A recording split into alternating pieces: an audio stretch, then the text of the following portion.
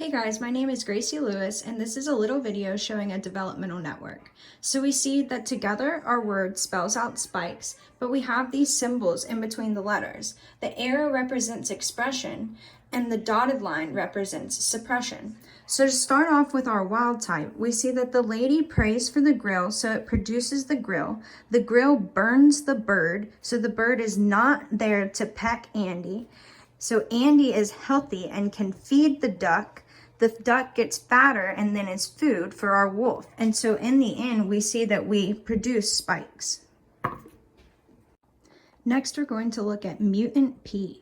So if we have mutant P, we no longer have our grill. So our bird does not get burnt. So our bird is there to peck Andy.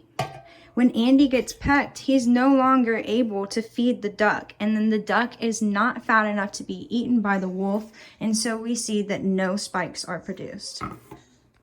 Next, we're going to look at mutant I. So if our bird is not there to peck Andy, then Andy is healthy to feed the ducks, the duck gets fat, and then the wolf is able to eat the duck, and so we see that spikes are produced.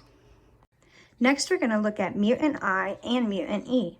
So when we remove our bird, even though it does not peck Andy, so Andy is able to feed the ducks aren't there to be fed. So then the ducks don't get fat and Mr. Wolf does not get fed. And so therefore, no spikes are produced.